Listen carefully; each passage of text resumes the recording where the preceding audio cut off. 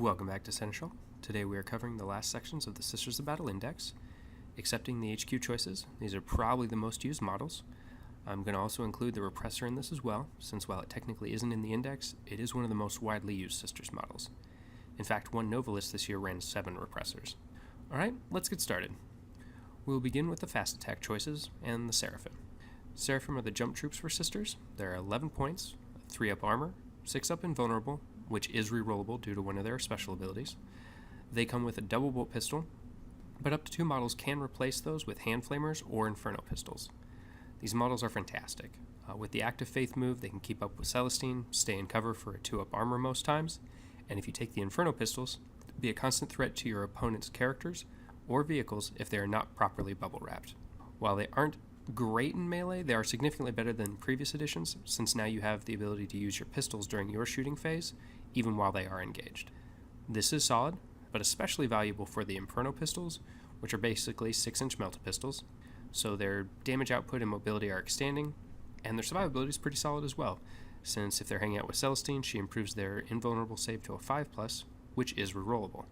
So even if the opponent shoots with heavy guns to ignore the hopefully 2-up armor save, you always have that 5-up rerollable invuln to fall back on. Much like Celestine, they are a fantastic option for Acts of Faith from turn 1 on, but especially on turns 2 and forward if they're in melee, since they can often delete whatever's engaging them before the movement phase, allowing you to line up shots into another target. The total unit will set you back 146 points, though you might spend a couple more points to give the Seraphim Superior a plasma pistol for just a little more shooting punch. I think these models are worth including in almost any list.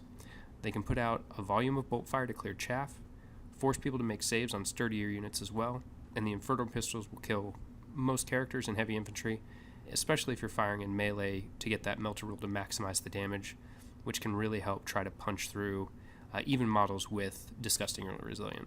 I love the Seraphim, I like the current models, though I'm super excited to see the plastics. Worth every point in any single Sisters list, though I'm not sure I would take more than 1 unit in any given list. The second fast attack choice we have are Dominions, another amazing unit. 2 things that really make Dominions a top tier model for the index. First is the ability of Dominions to take 4 special weapons in a 5-girl squad, meaning you can take 4 Meltas, Stormbolters, or Flamers in the squad. But the Meltas are really the standout choice, and as far as I've seen, the most used weapon option. Especially given the increasing prevalence of Knights, you need to have something to answer that heavy armor, and in Sisters that means melta guns. With the rule of 3, you can take 3 units in Meltas with repressors as their dedicated transports, which brings us to the second reason that Dominions are so strong, the Vanguard special rule. This rule states that after both players have deployed, but before the first turn, the Dominions can move as if it were the movement phase, and if all models embarked on a transport vehicle have this ability, the transport can make the move instead. Casually move the Dominions 24 inches, plus a possible d6 if you advance in the pre-first turn movement, and still fire with full ballistic still with their melta guns. So an opponent who is unprepared is in danger of up to 15 melta gun shots, top of 1 if you gave the Dominion Superiors Combi Meltas. Not many models can shrug off that volley of damage, and most that survive will have to deal with working from a lower profile. Dominion movement shenanigans plus Celestine and Seraphim mean that you can pretty handily have 1,000 points of Angry Sisters on their lines immediately, including 16 melta guns, 4 heavy flamers, 18 bolt pistols, 3 bolters, and 3 stormbolters, all hitting on 3s. If an opponent is prepared and bubble wraps correctly, you won't really get a chance to hit the juiciest targets, but you're still going to do a ton of damage to their screen, possibly catch some support characters who are with the screen with the Celestine and Seraphim charge. The up and down to this strategy is that Sisters really want the first turn in order to make the most of their alpha strike. That being said, with Celestine and the Vanguard movement, even if you don't go first, you can often move the repressors in front to screen, while still benefiting from the +1 Shield of Faith invulnerable save that Celestine gives. So given all that, I think the Dominions are one of the strongest options Sisters have to make the most of their aggressive playstyle, and they don't require an active faith for their movement like Seraphim do. I believe they are the core of any army list, and I recommend 3 units for most lists. That brings us to the heavy support options, Retributors and Exorcists. So we'll tackle the Retributors first. They are the equivalent to Devastator squads for Sisters. A unit can take up to 4 heavy weapons, so heavy bolters, heavy flamers, or multi-meltas in a 5-girl squad. I think there are arguments to take any of those gun options, but I personally lean towards the heavy bolters. The heavy bolter has 36-inch range, which is the second longest gun range in Sisters Index, and I think Strength 5 AP -1 is a really strong profile in 8th edition, since it means you get to wound nearly everything in the game on 5s at worst, and the AP -1 gives you that 17% swing and saves. You're not wasting much when you're shooting something with storm shields, going to be able to disregard their cover, or if you catch somebody in the open, really push a lot of damage on them. The Multi-Melt is an interesting choice, since you can put the squad in a repressor and really threaten out 24 inches with Strength 8 AP -4. But since they are heavy weapons, the -1 to hit combined with the number of factions already stacking up minuses to hit, my concern begins to build that the Multi-Melt will have a difficult time hitting. The Heavy Flamer is my second favorite option for the Retributors, since in a repressor you can have the squad roll around the table throwing 4d6 auto hits with that same Strength 5 AP -1 profile. That being said, I prefer the Heavy Bolter options since the area they cover on the table is just so much higher, even if on a single turn the Heavy Flamers could push more damage. The other advantage I see to the Heavy Bolters is that they lend themselves to a fire-based setup with Magnifiers, so the possible extra shooting phase that can swing the math dramatically into the Heavy Bolter favor. Multi-Meltas also can be used that way, however the 24-inch range is easier for the enemy to just avoid and outrange with their own shooting options. My other reason for leaning towards Heavy Bolters is that they give you much more volume to clear screens that the Multi-Meltas lack, and that the Heavy Flamers may not be able to get into range first turn to support your Dominions and Seraphim. The other heavy support option, and the reason that I wanted to collect Sisters, is the Exorcist.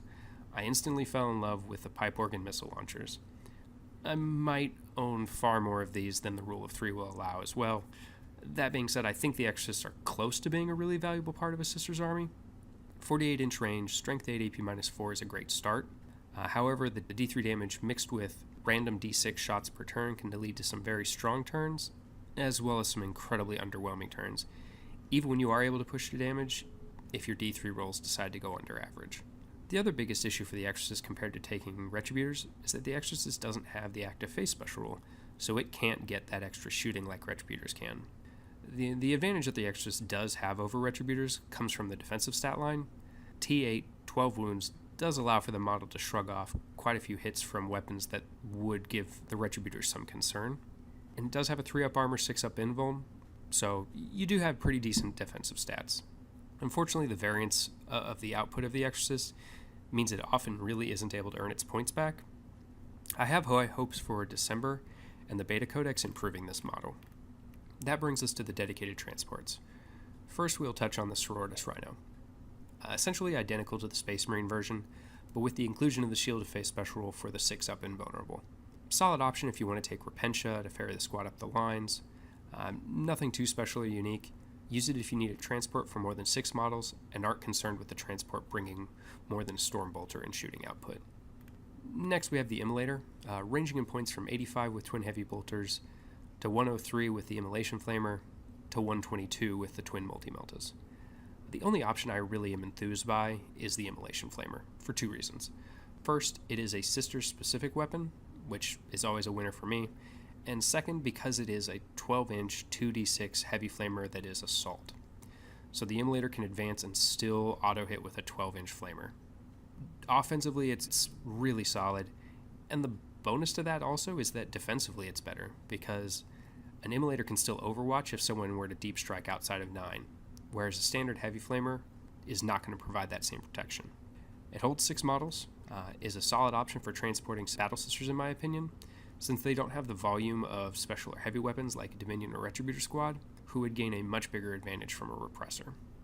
I think the Immolator is a solid option, however it can be overshadowed by the last dedicated transport option, the Forge World Repressor.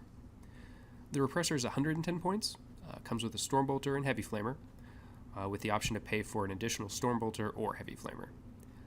Toughness 7, 12 wounds. The single biggest unique feature of the Repressor is the Firing Port special rule. Up to 6 models being transported by a Sororitas Repressor can shoot in their shooting phase, measuring and drawing line of sight from any point on the vehicle.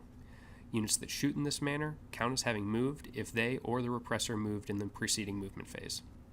This rule is incredibly valuable, since if your Sisters unload from a transport, they're likely to be killed the following turn. However, if your Dominions and their 4 Meltaguns can shoot from the safety of a T7 transport, they are much more likely to be able to stay alive and keep shooting turn after turn. On top of that, the way the Firing Port rule is worded, The repressor can retreat from combat, and the girls inside can still shoot. They count as having moved for purposes of heavy weapons, but are not restricted from shooting like the repressor's guns are. This combination of rules makes the repressor the single best transport in our arsenal. Mobility, durability, and assisting damage output for the embarked unit is a combination that dovetails perfectly with the Sisters' aggressive playstyle. And this brings us to the end of the Sisters of Battle Index. I think the Sisters currently have a very strong table presence. The highly aggressive style does allow them to compete, though against more prepared opponents, the weaknesses of the index can be exploited. I am excited to see what changes come from the Beta Codex and how it can change the playstyle. 8th edition's been pretty good to Sisters, mostly by the change in the way the game plays, making that mid-range style more viable, and Melta being able to drag down monsters now in a way that was impossible in 7th edition. I'm really enjoying the edition and excited to see how the game continues to change as Games Workshop adds more codices, FAQs, and errata. I hope you'll join me in the coming weeks as I look forward to the Beta Codex, my armies on parade board, and reports from games and local events that I'm able to play. Let me know what you think, what you like and dislike, or what you'd like to see me cover on the channel in the comments section. Like and subscribe if you would, I'd appreciate it, and Ave Imperator.